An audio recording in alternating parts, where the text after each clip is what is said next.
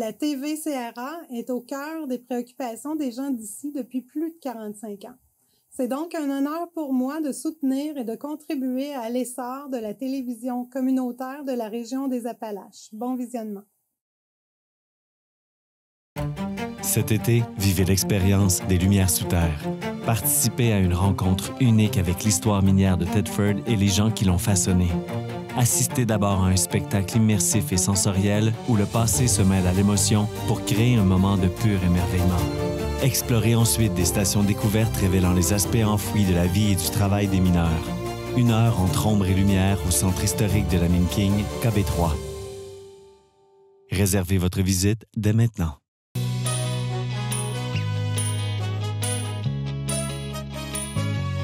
Madame, Monsieur, bienvenue à votre émission habituelle d'information Appalaches en quelques mots. La période des mises en candidature en vue des élections municipales du 2 novembre prochain s'est terminée vendredi dernier à 16h30. La parole est maintenant aux électrices et aux électeurs en vue de cette élection. Nous nous sommes rendus sur les lieux du bureau du président d'élection à Thetford pour le dévoilement des candidatures et également des candidats élus sans opposition. Bonne fin d'après-midi tout le monde. L'objectif de la rencontre aujourd'hui, c'est de vous présenter les candidats élus sans opposition et de vous indiquer les postes où il y aura des élections. Je suis Mario Caron, je suis président de l'élection, et les élus sans opposition sont M. le maire, Marc-Alexandre Brousseau, le conseiller au district 1, Mme Josée Perrault, et au district 4, M. Yvan Corriveau. Il va y avoir des élections au district 2. Les candidats qui vont faire la campagne au district 2 sont Alexandre Couture et Adèle Jamil El Mimouni. Au district 3, Adam Patry et David Poulain. Au district 5, on aura Stéphane Laroche, Alain Rajotte et Émilie Rémillard. Au district 6, Luc Champagne et Frédéric Paré. Au district 7, Jean-Philippe Labrec et Daniel Maheu.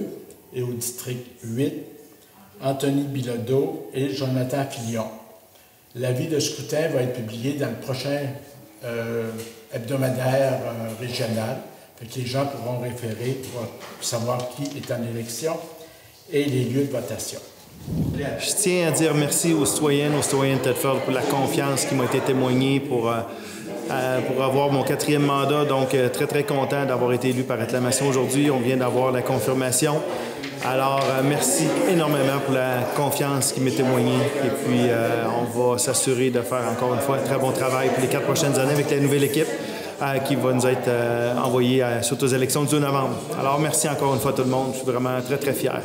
À la suite de cette période des mises en candidature, 10 des 19 maires de la MRC des Appalaches ont été élus sans opposition.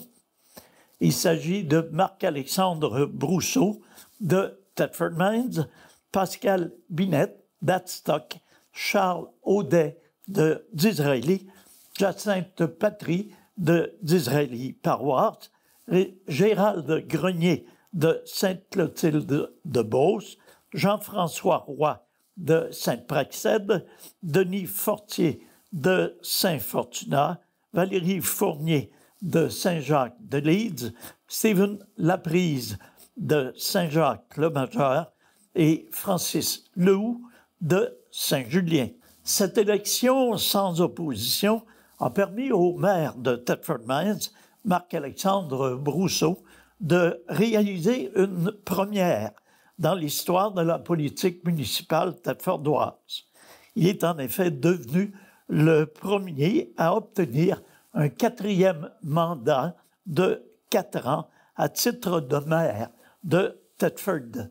Il a été élu en 2013, 2017, 2021 et 2025. Tous les membres du conseil municipal, y compris le maire, ont été élus sans opposition à Hadstock, à Disraeli-Paroisse, à Saint-Jacques-le-Majeur et à Saint-Julien.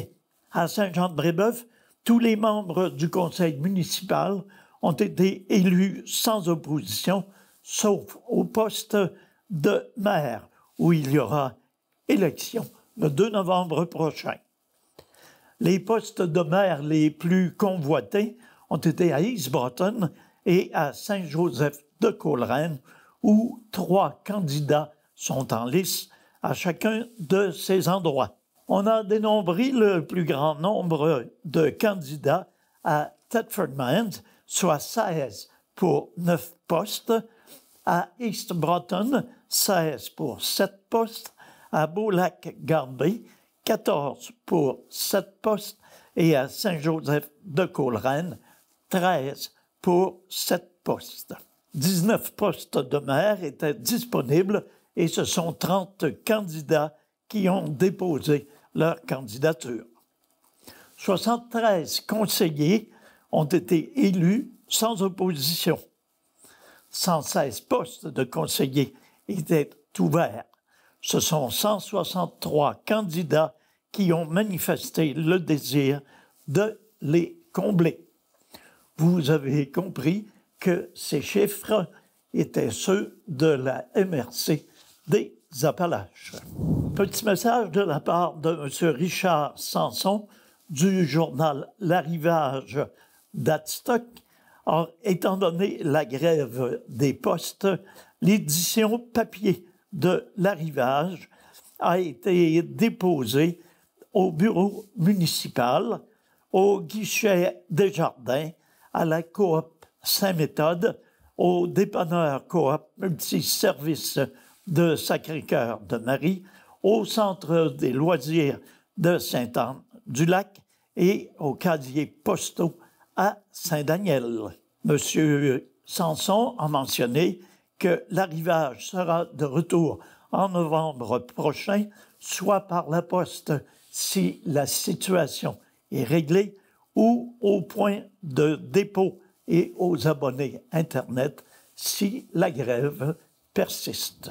Un bar licencié de la rue Champoux à Disraeli a été ravagé en fin de semaine dernière. Le pub Le Gériboire a été complètement détruit par les flammes. Selon la Sûreté du Québec, ce sont des patrouilleurs qui ont aperçu les flammes à l'arrière du bâtiment alors qu'ils circulaient dans le secteur. L'incendie a rapidement pris de l'ampleur et le bâtiment s'est avéré une perte totale. Les enquêteurs et les spécialistes en scène d'incendie de la Sûreté du Québec ont été dépêchés sur place afin de déterminer la cause exacte du sinistre. L'appel au service incendie a été logé à 1h par les patrouilleurs de la SQ qui ont aperçu les flammes. À leur arrivée, les pompiers ont constaté que le feu faisait rage dans un cabanon situé à l'arrière du pub. Les flammes se sont rapidement propagées à la corniche, puis à l'entretoit. Les pompiers se sont butés à plusieurs niveaux de toiture compte tenu de la vétusté de la structure, de même que du fait qu'elle était en ripe pressée. Lorsque la toiture a été percée, un code rouge a été déclenché pour ordonner le repli rapide des pompiers, toujours au 2e étage. En plus du pub, des appartements se trouvaient à l'étage. Aucun blessé n'est à déplorer. Outre le service incendie de Disraeli, celui de Saint-Joseph-de-Coleraine était également sur les lieux, ainsi que la Régie des rivières avec 3 camions-citernes, Lambton avec 1 camion-citerne et Thetford Mines avec un camion échelle. Une cinquantaine de pompiers sont intervenus sur les lieux. Le 1er septembre dernier, le bâtiment voisin avait également été la proie des flammes. La SQ avait ouvert une enquête sur cet événement. Caroline Leclerc et Franco Laflamme, deux artisans bouchers originaires de Thetford Mines, ont fait une halte gourmande à Cannet, en France. Dans leur boucherie, M. Laflamme et Mme Leclerc proposent déjà plus de 60 saveurs de saucisses. Mais leur curiosité les a conduits jusqu'aux Pyrénées-Orientales pour découvrir le savoir-faire catalan. C'est grâce à un simple partage sur Facebook relayant le concours de la saucisse catalane que les deux Québécois ont pris contact avec la boucherie chez Michel au village de Cannet. Accueillis par Philippe Gomez et son fils Théo, ils ont appris à confectionner la traditionnelle saucisse catalane. Le lendemain, ils ont présenté leur propre création, une saucisse originale au bacon et sirop d'érable, spécialité de leur établissement. Leur séjour à Cannet a également été l'occasion de découvrir plusieurs spécialités locales, notamment les bowls de picola qu'ils espèrent bientôt faire découvrir à leurs clients. La route s'est poursuivie en Normandie, où ils ont exploré d'autres traditions charcutières à rapporter au Québec. Au dire d'un journal local de Cannet, Caroline et Franco rêvent déjà de prolonger cet échange. Leur souhait est d'accueillir prochainement la boucherie chez Michel à Thetford Mines pour partager à leur tour les saveurs québécoises. M. Gabriel Loubier, ancien député et ministre du Tourisme, de la Chasse et de la Pêche du Québec, s'est éteint mercredi dernier à l'âge de 93 ans. L'Institut de tourisme et d'hôtelier du Québec a confirmé l'information par communiqué jeudi dernier. Celui qui a été député entre 1962 et 1974 compte parmi les artisans principaux de la création de l'Institut du tourisme et de l'hôtellerie du Québec. Originaire de Black Lake, M. Gabriel Loubier a tracé son chemin depuis Black Lake jusqu'au siège du Salon bleu de Québec. Avocat de formation, il s'est fait élire pour la première fois en tant que député de l'Union nationale en 1962 dans la circonscription de Bellechasse. 4 ans plus tard, il a accédé au poste de ministre du Tourisme, de la Chasse et de la Pêche. C'est pendant son mandat à ce poste qu'il a appuyé pour que se voie le jour l'Institut d'hôtellerie et de tourisme du Québec, alors que l'industrie du tourisme était en plein essor. Devenu ensuite ministre responsable du Haut-Commissariat à la jeunesse, aux loisirs et au sport, il deviendra chef de l'opposition et chef du parti de l'Union nationale avant de finalement démissionner en 1974 après la retentissante dégelée de sa formation aux élections. L'Union nationale avait alors été complètement rayée de la carte électorale. En 2018, l'Institut de tourisme et d'hôtellerie du Québec a rendu hommage au politicien en lui octroyant un diplôme honoris causa pour son apport décisif à la création de ce qui est devenu la plus importante école hôtelière. Gabriel Loubier laisse derrière lui une contribution marquante au patrimoine éducatif et touristique du Québec. Le 25 septembre dernier a marqué un moment symbolique fort dans l'histoire du Centre de services scolaires des Appalaches. Des salles de son centre administratif ont été nommées en l'honneur de personnes marquantes dont l'engagement dans la mission de l'organisation a été méritoire. Des rénovations qui devaient avoir lieu dans les salles de réunion ont été complétées lors de la dernière année scolaire. Une grande salle ayant été scindée en deux a fait surgir la question de la nomination de chacune d'elles. La direction générale a alors décidé d'honorer des personnes plutôt que de donner des noms génériques à ces lieux. La grande salle des commissaires demeurera en mémoire de cette époque marquante de la commission scolaire, alors que les deux salles maintenant créées ont été nommées en mémoire de M. Uriel Rouleau et Denis Langlois. Ancien directeur général, M. Uriel Rouleau a dirigé l'organisation scolaire de 1972 à 1996.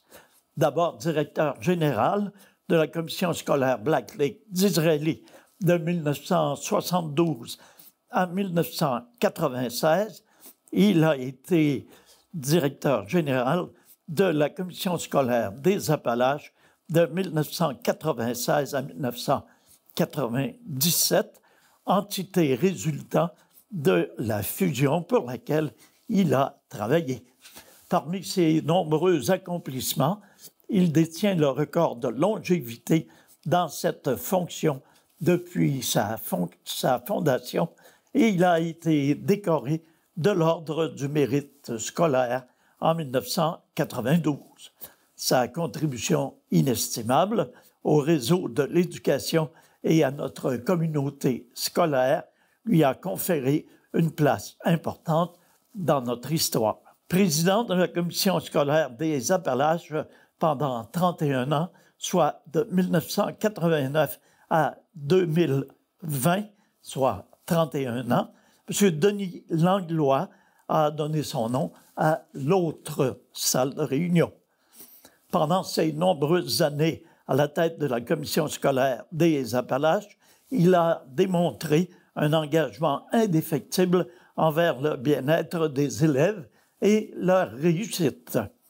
Au service de sa communauté, il croyait profondément qu'une société devient meilleure grâce à l'éducation. Son désir de favoriser le développement de la culture dans notre région et son implication remarquable resteront gravés dans nos mémoires. Le directeur général du Centre de services scolaires des Appalaches, M. Jean Roberge, a déclaré que le geste posé à ce moment est important pour que l'histoire de l'organisation demeure vivante, pour que les plus jeunes connaissent aussi ces deux grands hommes qui ont tant contribué à forger ce que le Centre de services scolaires des Appalaches est devenu au fil des décennies. Les élèves de l'école Le Tournesol amorcent l'année scolaire du bon pied avec une toute nouvelle cour d'école. Ce projet est l'aboutissement d'un an de travaux qui favoriseront le développement optimal des jeunes. Les responsables ont démarré le chantier avec l'intention d'améliorer l'environnement scolaire en créant des espaces extérieurs plus attrayants, fonctionnels et adaptés aux besoins des élèves.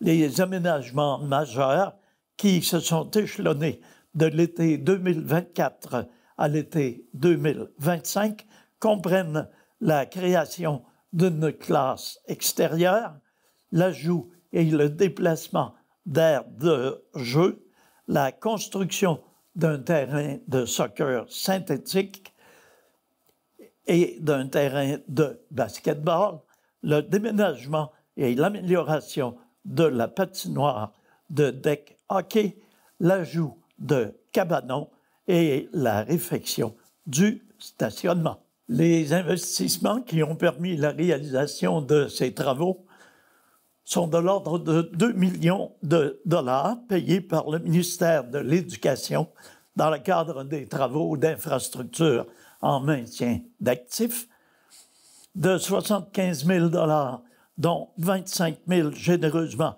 offerts par Promutuel pour les aires de jeu et la classe extérieure, et de 50 000 dollars accordés par le ministère de l'Éducation dans le cadre de la mesure amélioration des cours d'école et des sommes amassées par des campagnes de financement de l'école. La réalisation des travaux a été confiée à 3 partenaires, à savoir Pluritech Génie Conseil pour la conception et la surveillance des travaux, les constructions de l'amiante pour la réalisation des travaux d'infrastructure et les équipements récréatifs Jambette pour la réalisation des aires de jeu et de la classe extérieure.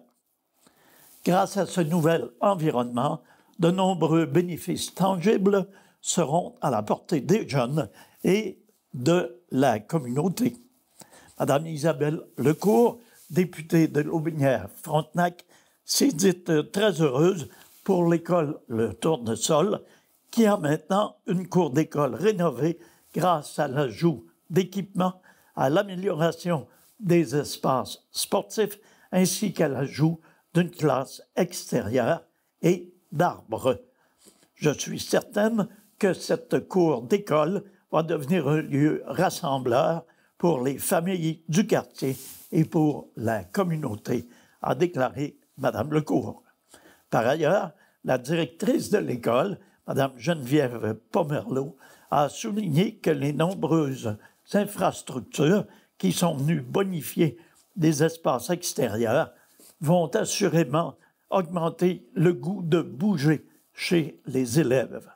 Je suis particulièrement heureuse de l'aménagement de la classe extérieure et des espaces de rassemblement qui favorisent la pédagogie par la nature, de mentionner Mme Geneviève Pomerleau. C'est avec fierté que le Cégep de Thetford a procédé récemment à une inauguration officielle de son complexe sportif Desjardins, une infrastructure moderne et polyvalente qui vient enrichir l'offre sportive et récréative pour la communauté collégiale et la population de la région.